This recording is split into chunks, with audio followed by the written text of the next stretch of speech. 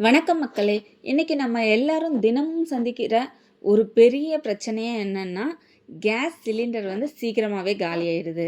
Case விலை வந்து நாளுக்கு நாள் அதிகமாயிட்டே இருக்குது. அதனுடைய ரேட்டும் வந்து பார்த்தோம்னா, குறையவே மாட்டேன்து. அதனால தான் இந்த வீடியோல என்ன பார்க்க போறோம்னா, கேஸ் சேவ் பண்ணுறதுக்கான சின்ன சின்ன நான் யூஸ் பண்ணுற டிப்ஸ தான் உங்க கூட வந்து நான் வந்து ஷேர் பண்ணிக்க போறேன். இந்த ஒரே வீடியோவில் தான் உங்களுக்கு டீட்டெயிலாக சொல்கிறேன். இந்த வீடியோ முடிவில் வந்து இந்த சின்ன சின்ன விஷயத்தால நம்ம வந்து கேஸ் சேவ் பண்ண முடியுமா அப்படின்னு சொல்லிட்டு உங்களுக்கே தெரியும். வாங்க வீடியோக்குள்ளே போகலாம். ஃபஸ்ட்டு டிப் என்ன பார்த்தோம்னா, ப்ரெஷர் குக்கர் வந்து நம்ம வந்து அதிகமாக யூஸ் பண்ணலாம்.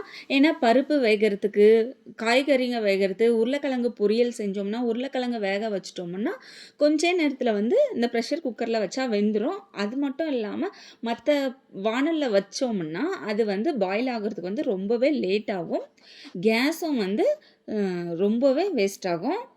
இது போல் பருப்பு, ரைஸு, வெஜிடபிளு, கிழங்கு, சாம்பார், கூட்டு எல்லாமே ப்ரெஷர் குக்கரில் வந்து நம்ம செஞ்சோம்னா 40% 50% வரை கண்டிப்பாக நம்மளோட கேஸ் வந்து சேவ் ஆகும். அது மட்டும் இல்லாமல் நம்மளோட டைமும் சேவ் ஆகும். சாப்பாடும் நல்லாவே வேகும்.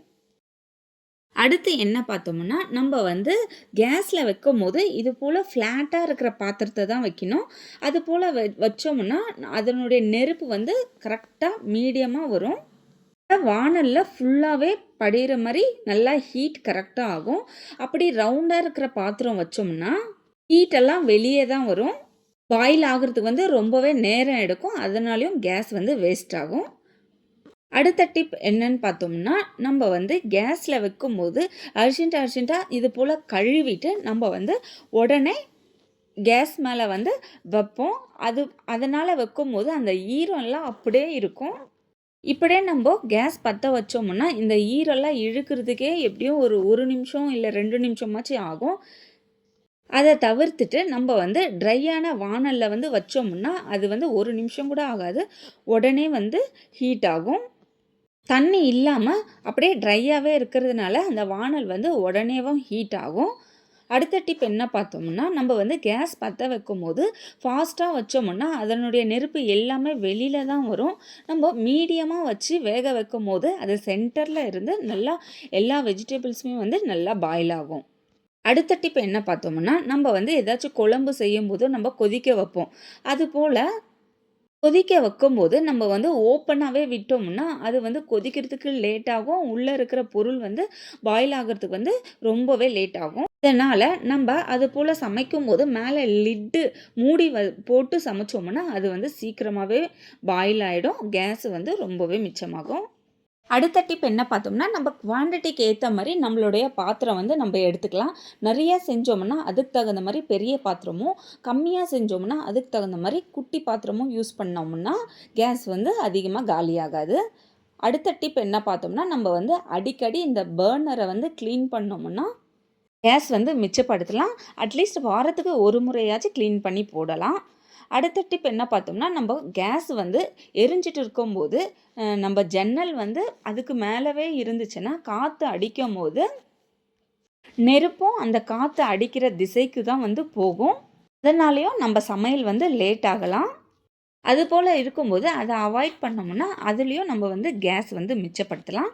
அடுத்த டிப் வந்து நம்ம சாதம் செய்யறதுக்கு முன்னாடி, அப்படி இல்லைன்னா சாம்பார் வைப்போம், அப்படி இல்லைன்னா பருப்பு ஏதாச்சும் வேக வைப்போம் பொரியலுக்கு. அதை வந்து வேக வைக்கிறதுக்கு முன்னாடி ஒரு 1/2 மணி நேரத்துக்கு முன்னாடி என்ன பண்ணணும்னா, அதை வந்து நல்லா ஊற வச்சிட்டோம்னா, அது வந்து சீக்கிரமாகவே வெந்துடும். கேஸ் வந்து ரொம்ப நேரம் எரியணுன்ற அவசியமும் இல்லை. இது வந்து நல்லாவே ஊறிடுறதுனால கொஞ்சம் ஹீட் ஆனாவே போதும். அது வந்து நல்லாவே பாயில் ஆகிடும். அப்படி கொண்ட கடலைலாம் நைட்டு ஊற வைக்க மறந்துட்டோம்னா லைட்டாக ஃப்ரை பண்ணிவிட்டு வறுத்துட்டு வேக வச்சோம்னா வெந்துடும். அடுத்த டிப் என்ன பார்த்தோம்னா, நம்ம சமைக்கிறதுக்கு முன்னாடியே நம்மளுக்கு என்னென்னலாம் காய் வேணும்னு சொல்லிட்டு நமக்கு ஏற்கனவே தெரியும்.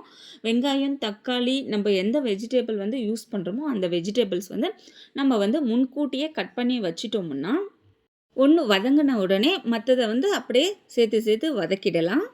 அப்படி பண்ணலன்னா நம்ம வந்து சிம்ல வச்சுட்டு சைட்ல வந்து கட் பண்ணிட்டுருப்போம். அதனால வந்து கேஸ் வந்து நெறையாவே வேஸ்ட் ஆகும். அது வந்து ரொம்ப நேரமும் ஆகும். அதனால இது போல கட் பண்ணி வச்சுட்டு நம்ம சமைச்சோம்னா, ரொம்பவே ஈஸியாவும் இருக்கும். டைமும் ரொம்பவே சேவ் ஆகும்.